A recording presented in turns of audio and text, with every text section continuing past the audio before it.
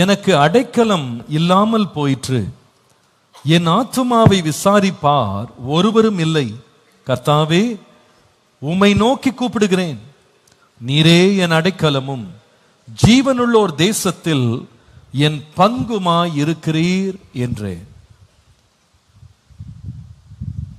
தனிமையை குறித்து ஆண்டவர் கிருபையினால ஒரு சில வாரங்களாக நம்ம பேசிக்கொண்டே இருக்கிறோம். தனிமை என்பது எல்லாருக்குமே பொதுவானது. நீங்க ரொம்ப படிச்சிருக்கலாம், படிக்காம இருக்கலாம், பெரிய பணக்காரர்களா இருக்கலாம், எளிமையாக நீங்க இருக்கலாம், நீங்க பெரிய கூட்டத்துல வாழலாம், கூட்டு குடும்பத்துல வாழலாம், அல்ல தனிமையா வாழ்ந்துட்டு இருக்கலாம், திருமணம் ஆயிருக்கலாம், திருமணம் ஆகாம இருக்கலாம். அது முக்கியமல்ல.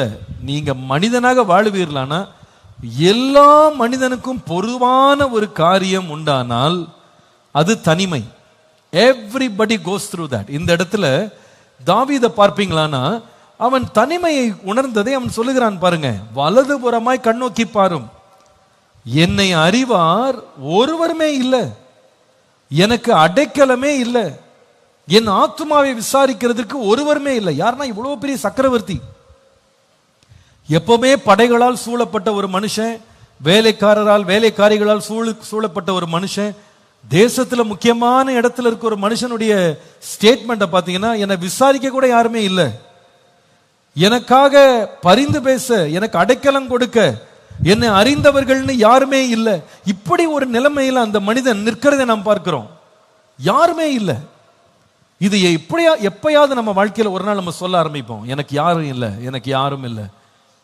இந்த பாதையில எல்லாருமே நாம் கடந்து போகிறோம். கடந்த 2 வாரமாக இந்த தனிமை குறித்து பேச ஆண்டவர் கிருபை கொடுத்தார். அதுல முதல் வாரம் நம்ம எடுத்த தலைப்பு என்னன்னா, இந்த தனிமையின் வேலையை எப்படி பிசாசானவன் தனக்கு சாதகமா மாற்றி நம்ம வாழ்க்கையில பெரிய சோதனைகளை கொண்டு வர முடியும் நம்ம கவனிச்சோம். அதுல ஏவாள் தனியா இருந்த போது பிசாசு எப்படி அந்த நேரத்தை தனக்கு சாதகமா திருப்பிட்டான், அவளை எப்படி சோதித்து அவளோட வாழ்க்கையை எவ்வளவு வேதனைக்குள்ளாக்கினான் அப்படின்னு நம்ம கவனிச்சோம். அதுல பார்த்தோம், இந்த ஏவாளுடைய வாழ்க்கையில கண்களின் இச்சை, மாம்சத்தின் இச்சை, ஜீவனத்தின் பெருமையை கொடுத்து அது தனிமை நேரத்தை அவளை ரொம்ப ஆபத்துக்குள்ள கொண்டு போயிட்டான், பெரிய பாதிப்புக்குள்ளாக்குனான். கடந்த வாரம் நம்ம பார்க்கும்போது இந்த தனிமையில ஆபத்துகள் மாத்திரம் இல்ல, அதே வேளையில தனிமை நம்ம கொடுக்கிற வாய்ப்புகளை பற்றி படிச்சோம். அதுல ஆதாமுடைய தனிமை, அவன் உருவாக்கப்பட்டதே தனிமையா தான் உருவாக்கப்பட்டான். அவன் தனிமையாக உருவாக்கப்பட்ட அந்த மனுஷனுக்கு ஆண்டவர் அந்த தனிமை எப்படி நன்மையா மாற்றினார் என்று கவனித்தோம். அதுல 3 காரியங்களை கவனித்தோம். முதலாவது, ஆதாம் தன்னுடைய தனிமையில தன்னுடைய சூழ்நிலைகள் மேல் ஆளுகையை எடுத்துக்கொண்டவனாக மாறினான் என்று பார்த்தோம். தன்னுடைய சூழ்நிலைகள் மேல் ஆளுகை எடுத்துக்கொண்டான். 2வது, ஆதாம் தன் தனிமையிலே ஆக்கப்பூர்வமான படைப்பாற்றல் உள்ளவனாக மாறினான் என்று பார்க்கிறோம். He became very creative. அத்தனை மிருக ஜீவன்களுக்கு பெயர் சூட்டினான் என்று பார்க்கிறோம். 3வது, தன் தனிமையிலே ஆதாம் தேவன் மேல் நம்பிக்கை உள்ளவனாக மாறினான். He put his confidence in the Lord. தன்னுடைய துணைக்காக கர்த்தர் யாவையும் செய்து முடிப்பார்னு கர்த்தரை சார்ந்து நம்பி இருந்தான். இதையெல்லாம் நம்ம தனிமையில உண்டாகிற வாய்ப்புகள், நமக்கு எப்படியெல்லாம் நல்ல வாய்ப்புகள் உண்டாகுது, அதை எப்படி பயன்படுத்தணும் என்று கடந்த 2 வாரங்கள் பேசினேன். அநேகருக்கு அது பிரயோஜனமாக இருந்ததாக என்னோட பகிர்ந்து கொண்டீங்க. இன்றைக்கு இதுல 3வது பகுதி இன்றைக்கு கவனிக்க போறோம். இன்றைக்கு ஒரு செய்தியின் தலைப்பு எழுதுங்க, The presence of God in loneliness. தனிமையில் நாம் உணரக்கூடிய தேவ பிரசன்னம். தனிமையில் நாம் உணரும் தேவ பிரசன்னம். கர்த்தருடைய பரிசுத்த நாமத்திற்கு மகிமை உண்டாவதாக. ஆம், தாவீதை போல நம்ம சொல்லலாம், எனக்கு ஒருவருமே இல்லை, எனக்கு ஆதரவு யாருமே இல்லை, எனக்கு நம்பிக்கை யாருமே இல்லை, என்னை சுற்றிலும் யாருமே இல்லை, எனக்கு அடைக்கலம் இல்லாமல் போய்விட்டது, என் ஆத்மாவை விசாரிக்க யாருமே இல்லை என்று நம்ம சொல்லலாம். தனிமை நமக்கு அந்த கதறுதலை கொண்டு வரலாம். ஆனால் 142ஆம் சங்கீதத்தின் 5ஆம் வசனத்துல இந்த தனிமையை பற்றி பேசிவிட்ட சங்கீதக்காரன் சொல்லுகிறார், கர்த்தாவே, இந்த தனிமையில உம்மை நோக்கி கூப்பிடுகிறேன், நீரே என் அடைக்கலம், ஜீவனுள்ளோர் தேசத்துல நீர் தான் எனக்கு பங்காக இருக்கிறீர் ஆண்டவரே, உம்மை நோக்கி நான் கூப்பிடுறேன். அப்போ எல்லாருமே நம்மை விட்டு தனிமைப்படுத்தினாலும் அந்த தனிமை நடுவில் நமக்காக பிரகாசிக்கிற ஒரு தேவன் நமக்காக இருக்கிறார். ஹல்லேலூயா. அவர் நம்மை விட்டு விலகுவதும் இல்லை, நம்மை கைவிடுவதும் இல்லை என்று சொல்லி இருக்கிறாரே. நான் ஏன் பயப்படணும்? கர்த்தர் என் தனிமையில் எனக்கு துணையாய் இருக்கிறார். அவருடைய பிரசன்னம் நம்முடைய தனிமையில நம்ம விட்டு விலகாமல் நம்மோடு கூட வருகிறது என்பதில் நமக்கு சந்தேகமே இல்லை.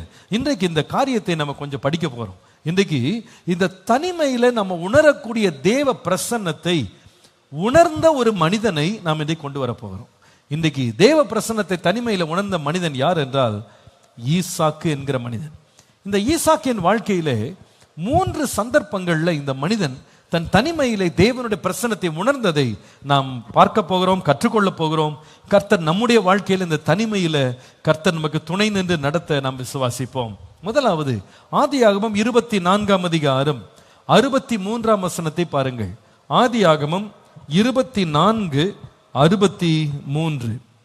ஈசாக்கு சாயங்கால வேளையிலே தியானம் பண்ண வெளியிலே போயிருந்து தன் கண்களை ஏறெடுத்து பார்த்தபோது ஒட்டகங்கள் வர கண்டான்.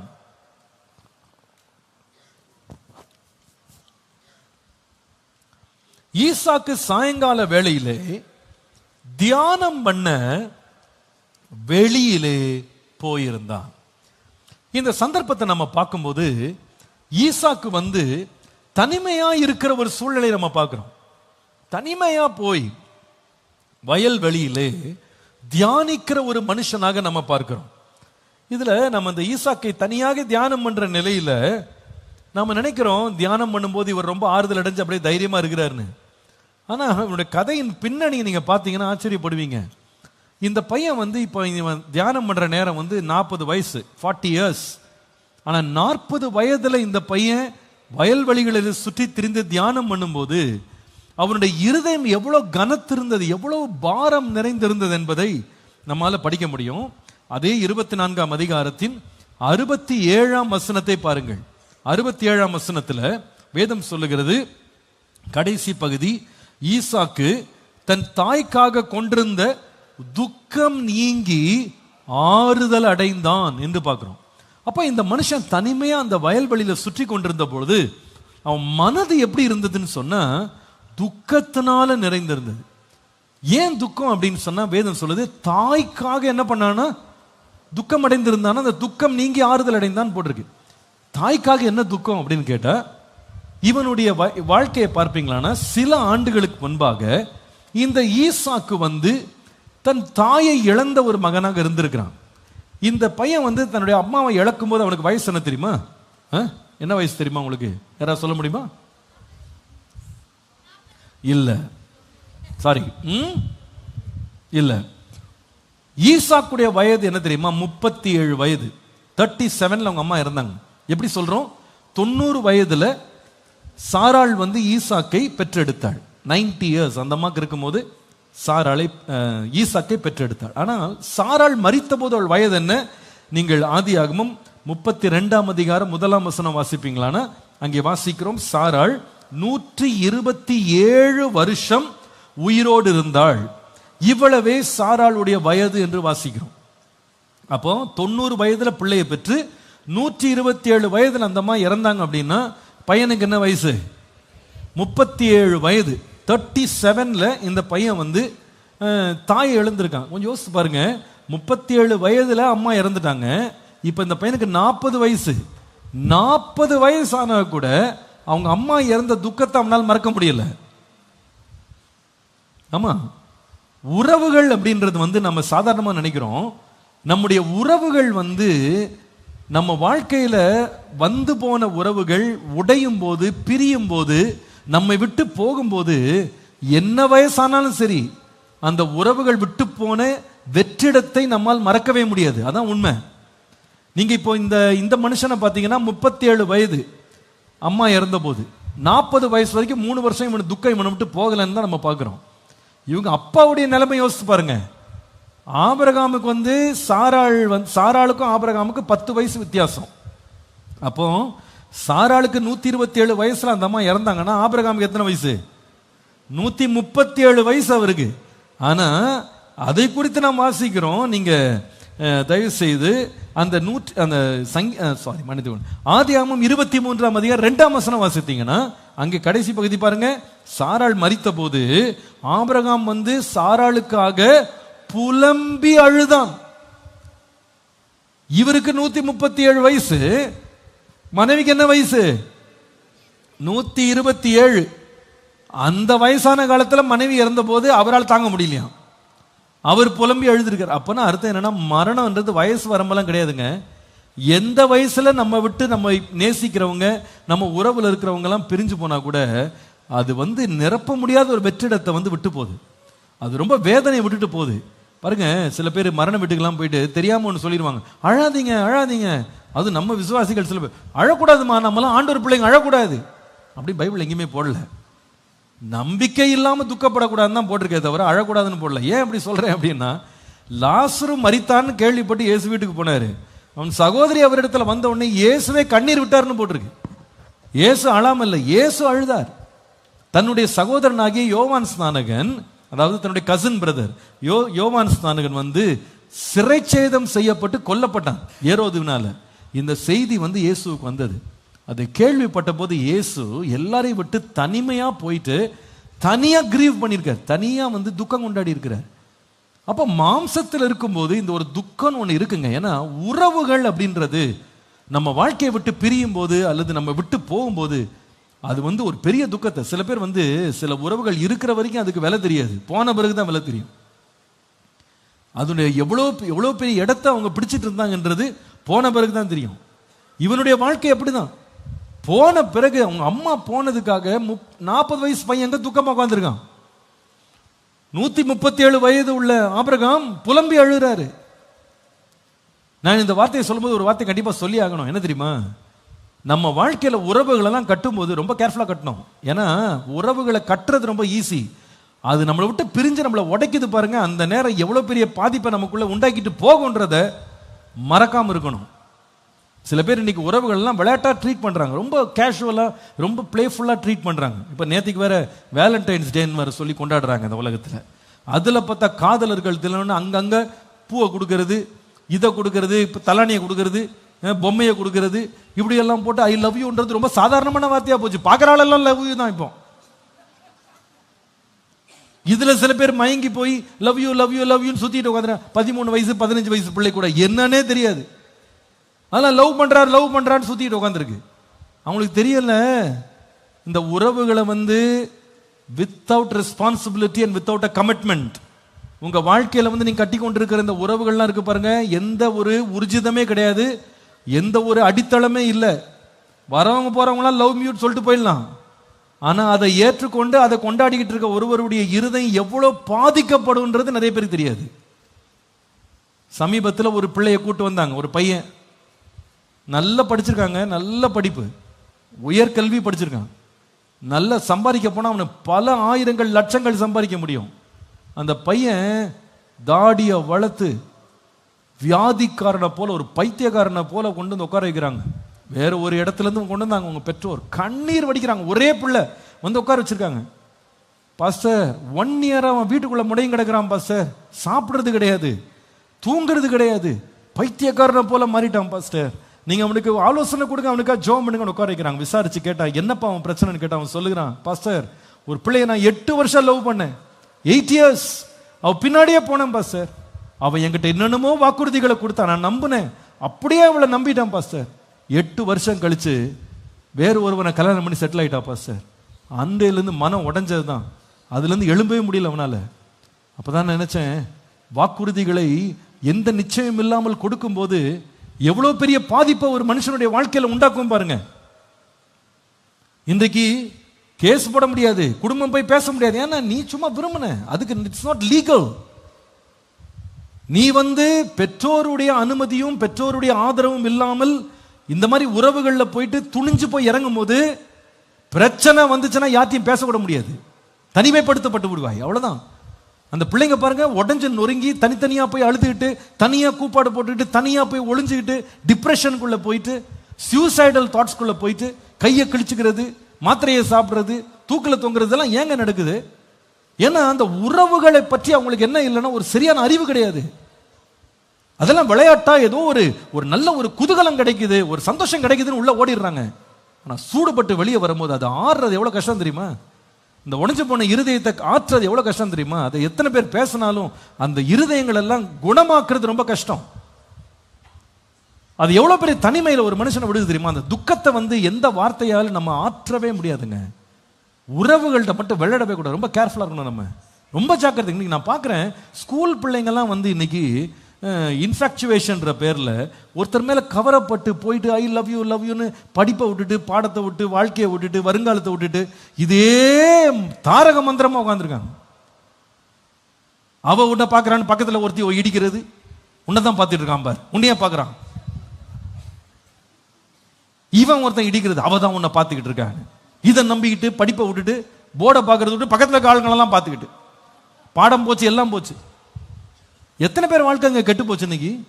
எத்தனை பேரோட வருங்காலம் கெட்டு போச்சு? உறவுகள்னா விளையாட்டு கிடையாது, புரியுதுங்களா? சும்மா கொஞ்ச நேரத்துக்கு விளையாடுற ஒரு விளையாட்டு கிடையாது. இது ரொம்ப கேர்ஃபுல்லாக இருக்கணும். நம்ம நிறைய பேர் இதில் போய் பாதிக்கப்பட்டவர்களாய் மனமுடைந்தவங்க இருக்கிறாங்க. இந்த ஆட்டோவில் பார்க்குறீங்களா, பின்னால் சில பேர் எழுதி போனாங்க, நெவர் ட்ரஸ்ட் அ வுமன். அவன் எழுதுறான் பின்னாடி, ஏன்னா அந்த அளவு சூடுபட்டுருக்கான் அவன் பாவம் வாழ்க்கையில். எந்த பெண்ணையும் நம்பாதே எழுதி வைக்கிறான் பின்னாடி ஸ்டிக்கர் போட்டு. எங்க அடிபட்டானோ தெரியல பாவம். ஏன்னா உறவுகள் வந்து உடையும் போது அது இருதயத்தை எவ்வளவு வேதனைப்படுத்த தெரியுமா? ஒரு ஒரு ஒரு ஆற்ற முடியாத காயத்தை உள்ள கொண்டு வருது. ரொம்ப நம்ம அதனால தான் நான் அதுக்கு அடிக்கடி நான் ஏன் இதெல்லாம் நான் பேச வேண்டியிருக்குன்னா, இதை நான் பார்க்குறேங்க. இன்னைக்கு இன்ஸ்டாகிராம் என்ற பேர்ல எத்தனை பேர் விழுந்தவங்க இருக்கான்னு தெரியுமா? ஆளே யாருன்னு தெரியாது, பார்த்தது கூட கிடையாது. எங்கேயோ ஒரு இடத்துல 2 இடத்துல பார்த்து ஐடியா வாங்கிக்க வேண்டியது. ஐடியா வாங்கிட்டு இப்போ ஸ்கேனிங் வேற, ஸ்கேனிங் பண்ணிட்டு போயிட்டு வாழ்க்கையில் இருக்க அத்தனையும் போய் சொல்ல வேண்டியது. அத்தனை ரகசியங்களை சொல்ல வேண்டியது, வெளியே தெரியக்கூடாது எல்லா ரகசியங்களையும் போய் சொல்ல வேண்டியது, போட்டோ அனுப்ப வேண்டியது, சவுண்ட் பைட் அனுப்புறது, வாய்ஸ் நோட் அனுப்புறது, வீடியோ ஷார்ட்ஸ் அனுப்புறது, எல்லாம் அனுப்பி முடிச்சுட்டு கொஞ்ச நாள்ல சத்தம் மூச்சை காணும், எல்லாமே நின்று போச்சுன்ன உடனே இப்போ இன்னைக்கு ரொம்ப பாப்புலரா யங் பீப்புள் மத்தியில் சுத்துற வார்த்தை என்ன தெரியுமாங்க? இப்பதான் ரீசெண்டா கண்டுபிடிச்சேன் நான், நிறைய பேர் பேசி கண்டுபிடிச்சது வார்த்தை என்ன தெரியுமா? That's what I found out with young people. இன்னைக்கு நிறைய பேர் ரொம்ப காமனா யூஸ் பண்ற ஒரு வேர்டு தெரியுமா? பிரேக்கப். இந்த வார்த்தை வந்து நிறைய பிள்ளைங்க இப்ப யூஸ் பண்ண ஆரம்பிச்சிட்டாங்க. I hate a breakup, I hate a breakup. You are damaging yourself. உன்னையே நீ கெடுத்துக் கொள்ளுகிறாய். இன்னைக்கு பிள்ளைங்க அலமோதுறாங்க. ஏன்னா யாருடைய ரகசியம் யார்கிட்ட இருக்குன்னு இப்ப யாருக்கு தெரியல. நீ அனுப்பின போட்டோ எங்க வரும்னு யாருக்கும் தெரியாது. நீ அனுப்பின டெக்ஸ்ட் எல்லாம் ஸ்கிரீன்ஷாட்ல எங்க வரும்னு யாருக்கும் தெரியாது. நீ அனுப்பின வாய்ஸ் நோட் யார்கிட்ட போகுதுன்னு உனக்கு தெரியாது. நான் வாலிப பிள்ளைகளுக்கு ரொம்ப தாழ்மையா சொல்றேன்ப்பா, கர்த்தர் உனக்கா குறித்திருக்கிற காலம் வரைக்கும் கொஞ்சம் பொறுமையாயிரு. அவசரப்பட்டு உன்னுடைய வாழ்க்கையை பற்றி எல்லாருக்கும் சொல்லணும்னு அவசியம் இல்லை. ஏன்னா உறவுகள் உன் வாழ்க்கையில கசப்பை கொண்டு வருமானால் உடையும் போது அதை தாங்கிக் கொள்ற சக்தி உனக்கு என்ன பண்ணாது, அந்த வயதில் இருக்காது. நம்முடைய வாழ்க்கையை எச்சரிப்பாய் காத்துக்கொள்ள வேண்டியது அவசியம். இந்த திரும்ப நம்ம இந்த ஈசாக்கு வருவோம். இந்த ஈசாக்கு வந்து சாயங்கால வேளையில் அவன் தியானம் பண்ண சுற்றும் போது அவனுடைய இருதயம் எப்படி இருந்ததுன்னு கேட்டா, ஒரு பெரிய இழப்பை தாண்டி நிக்குது. வெளியில பார்த்தா ஒரு பெரிய கோடீஸ்வரனுடைய பிள்ளை தான் கண்ணில் தெரியுது. வயல்வெளியில சுற்றும் போது சொந்த வயல், வெள்ளியும் பொண்ணும் உள்ள சீமான் ஆகிய அவங்க அப்பாக்கு இருந்த டைட்டில் எல்லாம் பாருங்களேன். ரோமர் 4:16 ஆபிரகாம் கொடுக்கப்பட்ட தலைப்பு என்ன தெரியுமா? விசுவாசம் உள்ள எல்லோருக்கும் தகப்பன். ரோமர் 4:16. விசுவாசிகள் எல்லாருக்கும் தகப்பன், இதான் அவருக்கு டைட்டில், அப்பாவுடைய டைட்டில். யாக்கோபு 2:23, ஜேம்ஸ் 2:23 வாசிப்பீர்களானா? அங்கே இந்த ஆபிரகாம் கொடுக்கப்பட்ட தலைப்பு என்ன தெரியுமா? தேவனுடைய சிநேகிதன். He is a friend of God. இதுதான் அப்பாவுக்கு கொடுக்கப்பட்ட டைட்டில், ஃப்ரெண்ட் ஆஃப் காட். ஆதியாகமம் 17:5. ஆதியாகமம் 17:5 ஆபிரகாமுக்கு கொடுக்கப்பட்ட தலைப்பு என்ன தெரியுமா? ஜாதிகளுக்கு தகப்பன். ஜாதிகளுக்கு இவ்வளோ பெரிய டைட்டில்ஸ் வச்சு ஒரு மனுஷன் வாழ்றாருங்க, அவருக்கு பிள்ளை இவன். பொதுவாக பாருங்க, இந்த மாதிரி பெரிய ஆட்கள், பெரிய பெயர்கள், பெரிய நபர்கள்லாம் இருக்கும்போது நம்ம பொதுவாக என்ன நினைக்கிறோன்னா, அவங்க பிள்ளைங்களாம் கொடுத்து வச்சவங்க நினைக்கிறோம். எத்தனை பிள்ளைங்க இந்த மாதிரி ஏங்குறாங்க தெரியுமா? பெரிய பெரிய கோடீஸ்வரருடைய படத்தெல்லாம் பார்க்கும்போது, பெரிய பெரிய படகு மாதிரி காரை வச்சுக்கிட்டு, சொந்தமாக பிளேன் வச்சுக்கிட்டு, ஜெட்டு வச்சுக்கிட்டு சுற்றுறவங்கள ஃபோட்டோலாம் பார்க்கும்போது, இவங்களுக்கு பிள்ளையா பிறந்திருந்தா எவ்வளோ நல்லா இருந்திருக்கும் அப்படி ஏங்குற பிள்ளைங்க நிறைய பேர் இருக்காங்க. அவங்க என்ன நினைக்கிறாங்கன்னா, இந்த பெரிய பணக்காரர்களுடைய பிள்ளைகளுக்கெல்லாம் பிரச்சனையே இருக்காதுன்னு நினைச்சிட்டு இருக்காங்க. நான் ஈசாக்கை பற்றி கொஞ்ச நேரத்தில் பேசுறேன். வெளியே பார்த்தா வெள்ளியும் பொண்ணும் உள்ள சீமானுடைய பிள்ளை அப்படின்னு பேரு, விசுவாசிகளுக்கு எல்லாம் தகப்பன் அப்படின்னு பேரு. தேவனுடைய சிநேகிதன் அப்படின்றவனுடைய பிள்ளைன்ற பேரு. இந்த இந்த இந்த ஈசாக்குக்கு என்ன பேருன்னா ஜாதிகளின் தகப்பனுடைய பிள்ளைன்னு பேரு. ஆனா இந்த வீட்டுக்குள்ள இந்த நிலைமை உங்களுக்கு காட்டட்டுமா? உங்களுக்கு இந்த வீட்டின் நிலைமையை பாருங்க. வெளியில பார்க்கும்போது எல்லாம் பிரம்மாண்டமா இருக்கு. ஆனா இந்த வீட்டின் நிலைமையை பாருங்க. ஆதியாகமம் 16ஆம் அதிகாரம் 1-2 வசனங்கள். இந்த ஈசாக்கு பிறக்கிறதுக்கு முன்னால அவனுடைய தகப்பனாகிய ஆபிரகாமுக்கும் சாராளுக்கும் பிள்ளை கிடையாது. பிள்ளை இல்லாததுனால சாராள் ஒரு காரியத்தை செய்கிறாள் பாருங்க. நீங்கள் 2ஆம் வசனம் பாருங்க. சாராள் ஆபிரகாமை நோக்கி, நான் பிள்ளை பெறாதபடிக்கு, ஆதியாகமம் 16:2, நான் பிள்ளை பெறாதபடிக்கு கர்த்தர் என் கர்ப்பத்தை அடைத்திருக்கிறார், என் அடிமை பெண்ணோட சேரும். எகிப்திலிருந்து ஒரு அடிமை பெண் வந்திருக்கிறார், அவளோட சேரும். ஒருவேளை அவளால் என் வீடு கட்டப்படும் என்றால் சாராயின் வார்த்தைக்கு ஆபிரகாம் செவி கொடுத்தான். நீங்க இந்த வார்த்தையெல்லாம் படிக்கும்போது கொஞ்சம் நிதானிச்சு படிக்கணும், அப்பதான் உங்களுக்கு புரியும். சாராள் என்ன சொல்றான்னா, எனக்கு பிள்ளை இல்லை, உமக்கும் பிள்ளை இல்லை, நம்ம வீட்டில் ஒரு அடிமை பெண் இருக்கிறா, அவளோட சேர்ந்தா ஒரு பிள்ளை பிறக்கும், அது மூலமா என் வீடு, எல்லாம் சொல்லுங்க என் வீடு, அந்த அம்மாவுக்கு பிறக்கிற பிள்ளையை வச்சு என் வீடு கட்டப்படும் இந்த மாதிரி சொல்றாங்க. இது என்னங்க இது? How to understand this? How to understand this? இதுக்கு சரியா கொடுக்கப்படுகிற வார்த்தை என்ன தெரியுமா? We call it surrogacy. Surrogacy அப்படின்ற நம்ம தமிழ்ல சொல்லணும்னா வாடகை தாய் அப்படின்றது. இப்போ இன்றைக்கு இதை இந்தியாவிலையும் நிறைய இடங்கள்ல செய்யறாங்கன்னு கேள்விப்படுறோம். வாடகை தாய்ன்றது என்னன்னா, பிள்ளைய சுமக்க முடியாத கர்ப்பம் உள்ள பலவீனம் உள்ள வயதானவங்க என்ன செய்யறாங்க அப்படின்னா, அல்லது பிள்ளைய கர்ப்பம் தரிக்க விரும்பாதவங்க கூட என்ன பண்றாங்கன்னா, ஆணுடைய விந்தை எடுத்து பெண்ணினுடைய கருமுட்டையை எடுத்து அதை ஒரு கருவாக லேப்ல உருவாக்கி அதை என்ன பண்றாங்க அப்படின்னா, வேற ஒரு பெண்ணினுடைய ஒரு கர்ப்பத்துக்குள்ள வச்சிடறாங்க. வச்சு அந்த அம்மா அந்த குழந்தையை சுமக்கணும். அந்த அம்மா அந்த பிள்ளையை சுமந்து 9 மாசம் 10 மாசம் சுமந்து டெலிவர் பண்ணுவாங்க. அதுக்கு இவ்வளவு லட்சம் எடுத்துக்கோ, காசு எடுத்துக்கோ, எனக்கு குழந்தை வேணும். இப்படி குழந்தையை பெறுகிறதுக்கு இன்றைக்கு டெக்னாலஜி வளர்ந்துருச்சு. ஆனா அன்றைக்கு அது கிடையாது. அன்றைக்கு என்ன மாதிரி ஒரு சட்டம் இருந்ததுன்றத நாம சரித்திரத்தில் படிக்கிறோம். அதாவது சமீபத்தில் மெசபடோமியன் ஒரு கியூனிஃபார்ம் ஸ்கிரிப்ட்ல எழுதப்பட்ட, அசீரியன் கியூனிஃபார்ம் ஸ்கிரிப்ட்ல எழுதப்பட்ட ஒரு டேப்லெட்டை ஆர்கியாலஜியில் கண்டுபிடிச்சிருக்காங்க. நீங்க படத்தில் பார்க்கறது அது ரியல் டேப்லெட். ஆர்கியாலஜியில் தொல்பொருள் ஆராய்ச்சி தோண்டி எடுக்கும் போது இந்த டேப்லெட்டை அவங்க கண்டுபிடிச்சிருக்காங்க. இது அசீரியன் கியூனிஃபார்ம் அப்படின்ற லாங்குவேஜில் எழுதப்பட்டது. இது என்ன அப்படின்னு கேட்டா, மெசபடோமியா அப்படின்ற பகுதியில் குழந்தை இல்லாத தம்பதியர் வாடகை தாய் முறையில் பிள்ளையை பெறுவதற்கான சட்ட திட்டங்கள் அதில் எழுதப்பட்டிருக்கிறது. இது இப்ப சமீபத்தில் கண்டுபிடிச்சிருக்காங்க. இந்த டேப்லெட் எந்த காலத்தை சேர்ந்ததுன்னு கேட்டா, கிறிஸ்துவுக்கு 2000 ஆண்டுக்கு முன்பானது, அல்லது ஆபிரகாம் வாழ்ந்த காலத்தில் அவர் வசித்த பகுதியில் நடைமுறையில் இருந்த சட்டத்தை இந்த யூனிஃபார்ம் டேப்லெட்ல எழுதியிருக்காங்க. அதில் என்ன எழுதியிருக்காங்க அப்படின்னு கேட்டா, அதில் எழுதப்பட்ட சில காரியங்கள் என்னன்னு சொன்னா, ஒரு தம்பதியர் திருமணமான பின் 2 ஆண்டுகள் குழந்தை பெற முடியவில்லை என்றால் அவர்கள் ஒரு பெண்ணை, அடிமை பெண்ணை அவங்க காசுக்கு வாங்க முடியும். வாங்கி அந்த பெண்ணோடு அந்த ஆண் சேர்ந்து குழந்தை பெற வேண்டும். குழந்தை பெறும்போது அந்த குழந்தை ஆண் பிள்ளையாக இருக்குமானால் அந்த பிள்ளையை எடுத்து வச்சுக்கிட்டு அந்த அடிமை பெண்ணை வீட்டை விட்டு அனுப்பிவிட வேண்டும். இது அன்றைக்கு அந்த காலத்துல சட்டத்தின்படி அங்கீகரிக்கப்பட்ட ஒரு காரியம். இப்ப என்ன எண்ணம் நமக்கு வருது அப்படின்னா, இப்போ சாராள் புதுசா ஒண்ணு சொல்லல, அன்றைக்கு நடைமுறையில இருந்த கலாச்சார வழக்கத்தை அவள் சொல்லுகிறாள். ஆபிரகாமும் பார்க்கிறாரு, சட்டத்துக்கு புறம்பான காரியம் இது கிடையாது, சட்டம் நமக்கு அனுமதிக்கிறது. ஒரு அடிமை பெண்ணை, குழந்தைக்காக நாம் ஒரு பெண்ணை எடுத்து அவள் மூலமா பிள்ளை பெற்று அவளை அனுப்பி விட்டுறலாம் அப்படின்னு சொல்லி யோசித்து இவங்க வீட்டிலே இருந்த ஒரு எகிப்திய அடிமை பெண்ணை இவங்க தெரிந்தெடுக்கிறாங்க. ஆனால் இது எல்லாம் ஒரு பக்கம் இருக்கும்போது கர்த்தர் இப்படி செய்யணும்னு ஒரு நாளும் ஆபிரகாமுக்கும் சொல்லல, சாராளுக்கும் சொல்லல. இவங்க ஆண்டவற்றையும் கேட்கல இப்படி செய்யலாமான்னு. இது இவங்க ஞானத்தின்படி, அறிவின்படி, அன்றைக்குள்ள கலாச்சாரத்தின்படி சட்டம் எங்களுக்கு உதவி செய்துன்னு உடனே இறங்கிட்டாங்க கீழே. ஆனா கர்த்தர் இவங்களுக்கு அனுமதி கொடுத்ததாக பைபிள்ல வாசிக்க முடியாது. ஆனா நல்லா கவனிங்க, ஏன் நான் அதை கொண்டு வர்றேன் அப்படின்னா, இப்ப இவங்க விரும்பினபடி, இவங்க திட்டமிட்டபடி ஆகாரம் கிடைச்சிட்டா, அடிமை பெண்ணும் கிடைச்சிட்டா, குழந்தையும் கிடைச்சிருச்சு.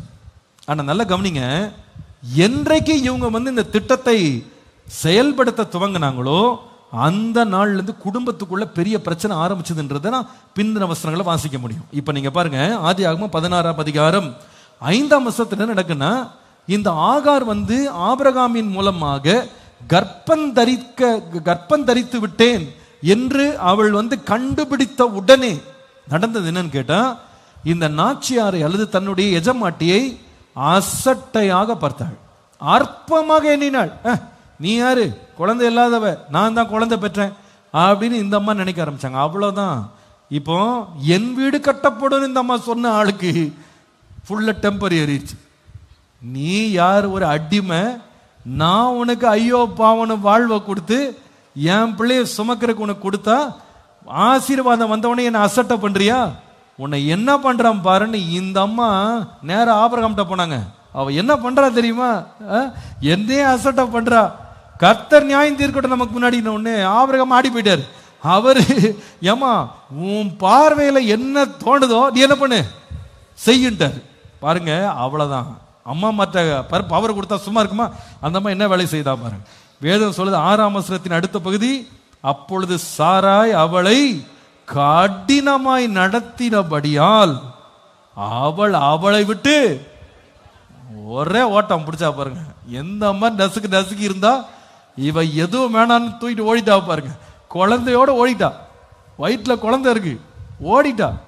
ஆனா ஆண்டவர் இரக்கமா என்ன பண்ணாரு அப்படின்னா, வழியில தூதனை அனுப்பி, நீ எதுக்கு இப்படி ஓடுற, எங்க அலைஞ்சு திரியிற, போய் வீட்டுக்கு போய் நாச்சியாருக்கு போய் அடங்கி இருன்னு கர்த்தர் வீட்டுக்கு அனுப்பி விட்டாரு.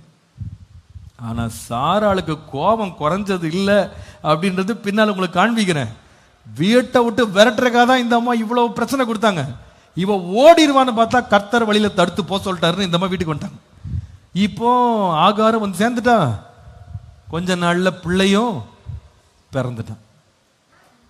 இந்த சாராளுக்கு என்ன செய்யணும்னு தெரியல, உட்கார்ந்துருக்காங்க பேசாம. ஆனா சில ஆண்டுகள் கழித்து 90 வயது சாராளுக்கு ஆகும்போது, ஆபிரகாமுக்கு 100 வயது ஆகும்போது ஆண்டவர் அவளை நினைவு கூர்ந்து அவள் கர்ப்பத்தை திறக்கிறாள். இப்போ வாக்குத்தத்தம் பண்ணப்பட்ட பிள்ளை ஆகிய ஈசாக்கு பிறக்கிறான். இப்ப கதை நடக்கிறதை இப்ப நீங்க பாருங்க. இப்போ 21ஆம் அதிகாரத்துக்கு வாங்க. ஆதியாகமம் 21ஆம் அதிகாரம் 8 - 10 வசனங்களை வாசித்தீங்கன்னா அங்கே நம்ம வாசிக்கிறோம், இந்த பிள்ளை வளர்ந்து, யாரு, ஈசாக்கு வளர்க்கிறான், வளர்ந்து பால் மறந்து போனான். அந்த நேரத்தில் பால் மறந்த நாளுக்குன்னு ஒரு ஸ்பெஷல் ஃபங்க்ஷன் வைக்கிறாங்க. வச்சு பெரிய விருந்து ஆபிரகாம் பண்ணுகிறான். இந்த விருந்துல நடக்கிறத பாருங்க. இப்போ 9ஆம் வசனத்துல, எகிப்து தேசத்தால் ஆகிய ஆகார் ஆபிரகாமுக்கு பெற்ற குமாரன் பரியாசம் பண்ணுகிறதை சாராள் கண்டு ஆபிரகாமை நோக்கி, இந்த அடிமை பெண்ணையும் அவள் மகளையும் புறம்பே தள்ளும்.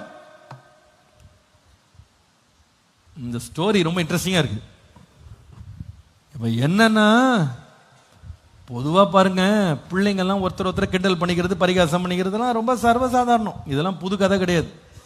அந்த வயசுல எப்படின்னா ஒருத்தரை புல்லிங் தர் லெக்ஸ்ன்னு சொல்லுவாங்க. சும்மா ஒருத்தர் மாக்கிங் பண்றது, அதெல்லாம் ஃபன்னா எடுத்துக்குவாங்க.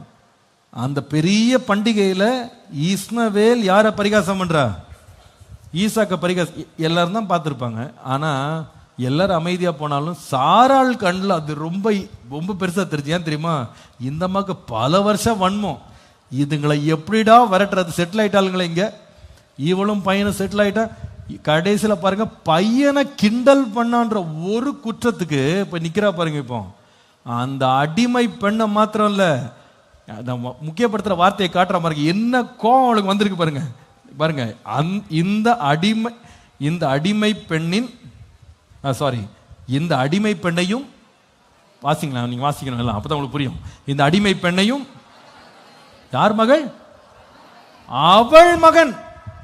ஆனா ஸ்டார்டிங்ல என்ன சொல்ல தெரியுமா, என் வீடு கட்டப்படும். இப்போ என் வீடாது மண்ணாது ஒண்ணும் கிடையாது. இது இவன் என் பிள்ளையே கிடையாது. யார் பிள்ளை இது, அவளுடைய பிள்ளை. அவளுக்கும் எனக்கு சம்பந்தம் கிடையாது, அவ பிள்ளைக்கும் என் பிள்ளைக்கும் என்ன இல்லை, சம்பந்தம் இல்லைன்னு சொல்லிட்டு இப்ப சொல்லுகிறான். இந்த திரும்ப சொல்றா பாருங்க, அந்த அடிமையின் மகன் என் குமாரனாகிய ஈசாக்கோடே சுதந்திரவாளியா இருப்பதில்லைன்ட்டா. ஒரே போட்டா பாருங்க. ஆபிரகாமுக்கு இப்ப என்ன பண்றது தெரியல. இப்ப பாருங்க 11ஆம் வசனம் என்ன அழகா இருக்கு பாருங்க. இவள என்ன சொல்றா? இவளுடைய ஸ்டேட்மெண்ட் என்ன? அந்த பையன் யாரு சொல்லுங்க? அடிமை பெண்ணினுடைய மகள். யாரு? சாராள் சொல்றது. ஆபிரகாம் பாருங்க, தன் மகனை குறித்து சொல்லப்பட்ட இந்த காரியம் ஆபிரகாமுக்கு மிகவும், இவர் அக்செப்ட் பண்ணிட்டாரு பையன்னு. வீட்டம்மா அது ஆகாருடைய பையன், அவனை போய் உன் பையன் இருக்க, அது அடிமை பெண்ணுடைய பையன், வெளியே அனுப்பு. நான் ஏன் இதை சொல்ல வந்தேன் தெரியுமா? வெளியே பார்க்கும் போது ஈசாக்கை எப்படி பார்ப்பீங்கன்னா, ஓ சுதந்திரவாளி, அவன் வாக்குத்தத்தம் பண்ணப்பட்ட பிள்ளை, விசுவாச எல்லாருடைய தகப்பனுடைய பிள்ளை, தேவனுடைய சிநேகிதனுடைய பையன், பெரிய அளவில் வெளியே எல்லாருக்கும் தெரியுது. வீட்டுக்குள்ள போய் பார்த்தா எங்க கதை என்ன கதை தெரியுமாங்க? எங்க அப்பா ஒன்னு பிடிச்சிருக்கின்றாரு, எங்க அம்மா இன்னொன்னு பிடிக்கலன்றாங்க. 2 பேரும் எதிரெதிரா சண்டை. இவர் சொல்றாரு, எனக்கு அந்த பையனை அனுப்புறதுக்கு எனக்கு என் பையன் அது எப்படி அனுப்புவேன்னு அவரு துக்கமா இருக்கிறாரு. இவ உள்ள இருந்தா அவ்வளவுதான், அவளை விரட்டு. ஃபர்ஸ்ட் டைம் இவ ஓடி போகும்போது தேவ தூதன் வழியில தோன்றி வீட்டுக்கு போனாரு. 2வது முறை இப்ப துரத்தும் போது, முதல் முறை இன்டைரக்டா துரத்தி விட்டா, இப்ப நேராவே முகத்துக்கே துரத்துன்றா. இந்த முறை இவர் துக்கமா நிற்கும் போது ஆண்டவர் சொல்றாரு, அவளை அனுப்பி விட்டுருன்னு. கர்த்தரும் சப்போர்ட்டுக்கு வரமாட்டேன்ட்டாரு. ஆபிரகாமுக்கு இது ரொம்ப துக்கமாயிடுச்சு. நீங்க நினைக்கிறீங்களா, வெளியில பிரகாசமா தெரிகிற வீடுகள், பிரகாசமா தெரிகிற நிலைமைகள்ல எல்லாம் சுமூகமா உள்ள போயிட்டு இருக்குன்னு, ஒவ்வொரு வீட்டுக்குள்ள போய் போனாதான் அவங்க கதை என்னன்னு தெரியும். புரியுதுங்களா உங்களுக்கு சொல்றது? இன்னொரு கதையும் சொல்றேன், இது உங்களுக்கு இன்னும் அதிர்ச்சியா இருக்கும். ஆபிரகாமை பெரிய ஆள் நம்ம பார்க்குறோம்ல, அந்த வீட்டுக்குள்ள என்னென்ன பிரச்சனைன்னு காட்டுறேன். முதல்ல பிள்ளையை பத்தின பிரச்சனை. தன்னுடைய பிள்ளைன்னு ஆபிரகாம் சொன்னதை கூட வெளியே அனுப்ப வேண்டிய நிலைமைக்கு அந்த போயிட்டாரு. இப்போ ஆதியாகமம் 23 அதிகாரம் திரும்ப வரலாம். இங்க நம்ம வாசித்தோம், சாராளுக்கு 127 வயது இருக்கும்போது அந்த அம்மா இறந்துட்டாங்கன்னு சொல்லி பார்க்கிறோம்.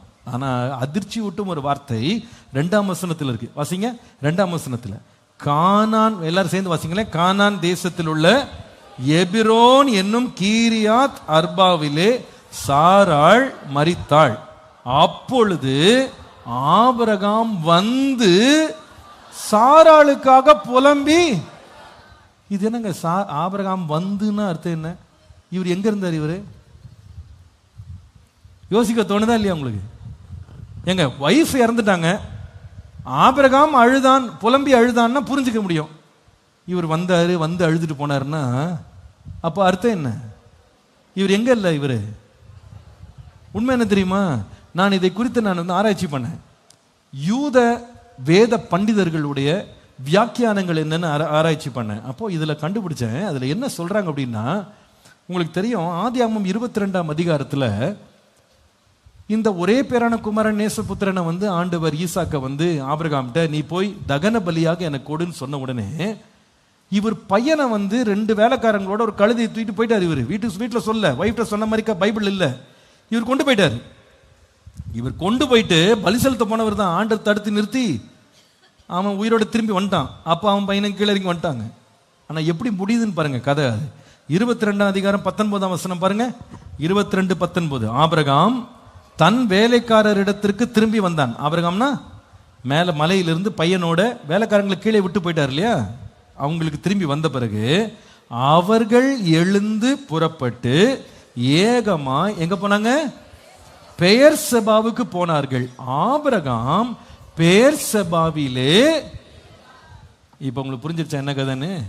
அப்ப ஆபிரகாம் இந்த இந்த பையனை பலி செலுத்த போனவர் எங்கே தங்கிட்டாரு? பெயர்செபாவில். வைஃப் எங்க இருக்காங்க? எப்ரோன்ல இருக்காங்க. யூத வேத வல்லுநர்கள் சொல்றாங்க, இதோட ஹிஸ்டரி பேக்ரவுண்ட் அவங்க சொல்லும்போது அவங்க என்ன சொல்றாங்கன்னா, தன்னிடத்துல சொல்லாமல் தன்னுடைய ஒரே பேரான குமாரனை ஆபிரகாம் கொண்டு போயிட்டாரு. ஏன்னா இந்த அம்மா ஆபிரகாமுடைய பையன் இஸ்மவேல்னு ஆபிரகாம் ஏற்றுக்கொண்ட பையனை என் பையனே கிடையாது, வெளியே போன இந்த அம்மா அனுப்பிச்சு விட்டாங்க. இந்த அம்மாக்கு பையன்னா யாரு தான்? ஈசாக்கு மட்டும்தான் இருக்கிறது, ஒரே பிள்ளை. இந்த பிள்ளைய போய் கொலை பண்ண கொண்டு போனியே, அப்படின்னு இவர் மேல போயிட்டு கீழே வரும்போது இவர் சொல்லியிருக்கலாம், கர்த்தர் தான் என்ன பலி செலுத்த. அப்ப கர்த்தர் மேல உன்னை பலி செலுத்த சொன்னவர் எப்படி பேச்ச மாத்துவாரு? நீ தான் ஏதோ பண்ணிருக்க அப்படின்னு 2 பேருக்குள்ளேயும் ஒரு பெரிய வாக்குவாதம் உண்டானதாகவும், ஆபிரகாம் தன் மனைவியை திரும்ப சந்திக்க தைரியம் இல்லாம பேர்சபாவிலே இருந்து விட்டதாக அவங்க சரித்திரம் சொல்றாங்க. இருக்க வாய்ப்பு இருக்குன்னு தான் நான் நினைக்கிறேன். அதுக்கு பெரிய விளக்கங்கள் பைபிள் இல்லை, இதுக்கு எதிர்த்து கருத்துக்கள் பைபிள் இல்லை. இவர் பெர்சபால இருக்கிறாரு, இந்த அம்மா எங்க இருக்கிறாங்க? எப்ரோன்ல கீரியாத் அர்பாவில் இருக்காங்க. இந்த அம்மா இறந்துட்டாங்க. அவர் கிளம்பி வந்தார், புலம்பி புலம்பி அழுதார். எனக்கு இதை பார்க்கும்போது வெளியில பார்த்தா விசுவாசிகளுக்கு தகப்பன்